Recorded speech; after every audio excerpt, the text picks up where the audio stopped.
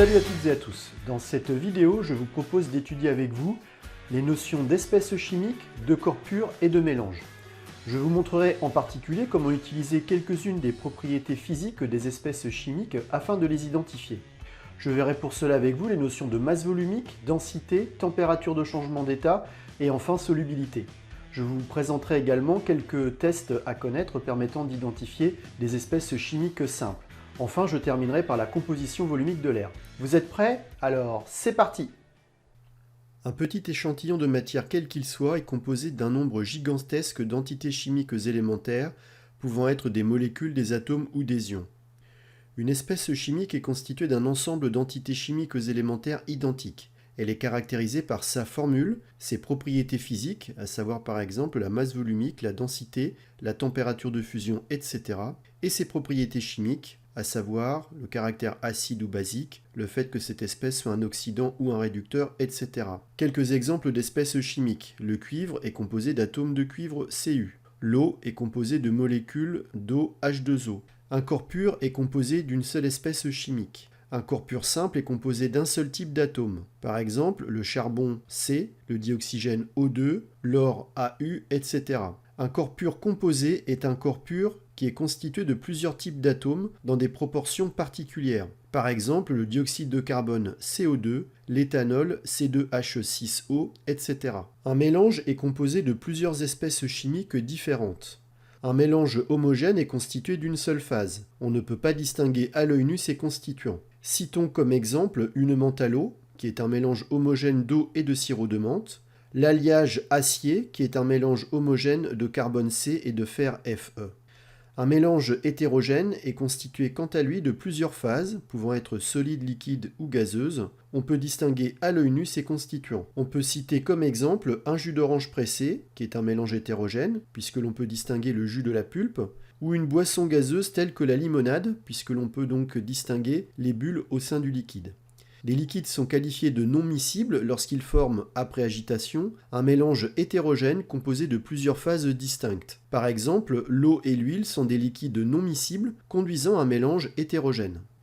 La masse volumique notée ρ d'un échantillon de matière est le quotient de sa masse par son volume, selon la formule donnée à l'écran, à savoir ρ est égal à m divisé par v, avec ρ en grammes par centimètre cube, m en grammes et v en centimètres cubes.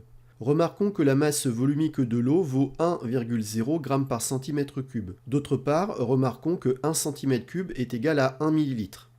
Illustrons comment on peut déterminer expérimentalement la masse volumique d'un liquide et d'un solide. Pour déterminer la masse volumique d'un liquide, il suffit de mesurer la masse d'un volume déterminé de celui-ci. Sur le premier exemple visible à l'écran, après avoir réalisé l'opération de tarage visant à annuler la masse de l'éprouvette graduée, on observe que 50 ml d'éthanol liquide a une masse de 39,0 g. En appliquant la formule de la masse volumique, on en déduit ainsi que la masse volumique de l'éthanol vaut 0,78 g par centimètre cube. Pour déterminer la masse volumique d'un solide, on commence par le peser avec une balance électronique. Puis on détermine son volume en l'immergeant totalement dans l'eau. Le volume d'eau déplacé correspond alors au volume du solide. On utilise une éprouvette graduée afin de procéder précisément à cette mesure de déplacement d'eau.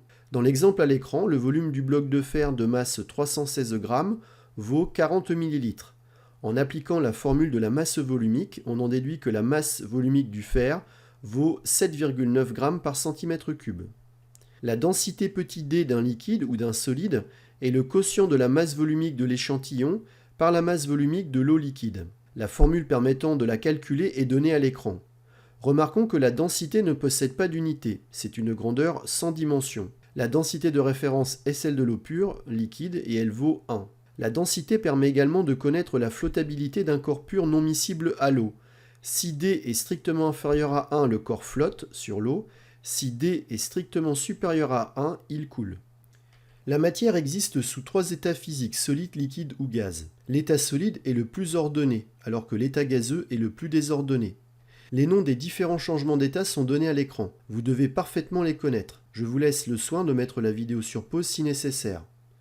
Sous la pression atmosphérique constante, l'augmentation ou la diminution de la température d'un échantillon de matière peut entraîner son changement d'état. Pour un corps pur, celui-ci se produit à une température donnée qui dépend de l'espèce chimique constituant le corps pur. Le passage de l'état solide à l'état liquide et réciproquement se produit à la température de fusion, notée θF, caractéristique du corps pur considéré. Le passage de l'état liquide à l'état gazeux et réciproquement se produit à la température d'ébullition, notée θEb, caractéristique du corps pur considéré.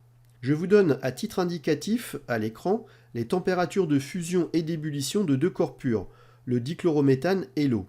On remarque que ces températures sont caractéristiques du corps pur considéré. Elles figurent en quelque sorte sur sa carte d'identité et sont un moyen de l'identifier.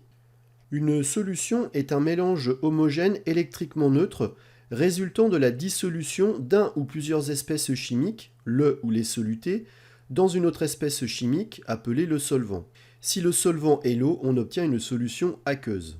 La solubilité notée petit s, exprimée en grammes par litre d'une espèce chimique, pouvant être solide, liquide ou gazeuse, est la masse maximale de cette espèce que l'on peut dissoudre dans 1 litre de solution, généralement de l'eau. La solubilité d'une espèce chimique donnée dépend du solvant et de la température. Plus la température est grande, plus la solubilité d'une espèce chimique augmente. Afin d'illustrer d'une manière concrète cela, je vous donne à l'écran les valeurs de la solubilité du chlorure de sodium dans l'eau pour plusieurs températures. On remarque que la solubilité augmente bien avec la température. Dans l'exemple numéro 2, on observe que l'acide benzoïque est beaucoup plus soluble dans le solvant éthanol que dans le solvant eau. Enfin, lorsque le solvant ne peut plus dissoudre de soluté, on dit que la solution est saturée. Cela se manifeste lorsque, après agitation, il reste du soluté sous forme solide non dissoute dans le solvant. Je vous donne à titre indicatif dans l'exemple numéro 3 le déroulé du calcul permettant de déterminer la masse maximale de chlorure de sodium que l'on peut dissoudre dans 50 ml d'eau pure. Je vous laisse le soin de mettre la vidéo sur pause si nécessaire. Vous devez connaître et savoir mettre en œuvre quelques tests d'identification d'espèces chimiques. Je vous en propose 4 avec à chaque fois un schéma accompagnant le mode opératoire et précisant le réactif employé.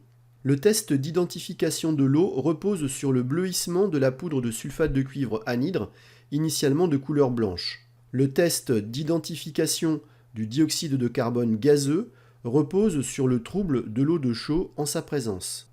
En présence d'une flamme, le dihydrogène gazeux produit une détonation.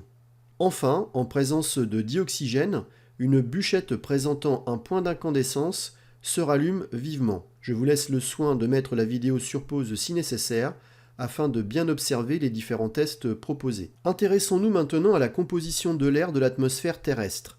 Contrairement à une idée reçue, il n'existe pas de molécules d'air. L'air est en réalité un mélange gazeux constitué de plusieurs types de molécules.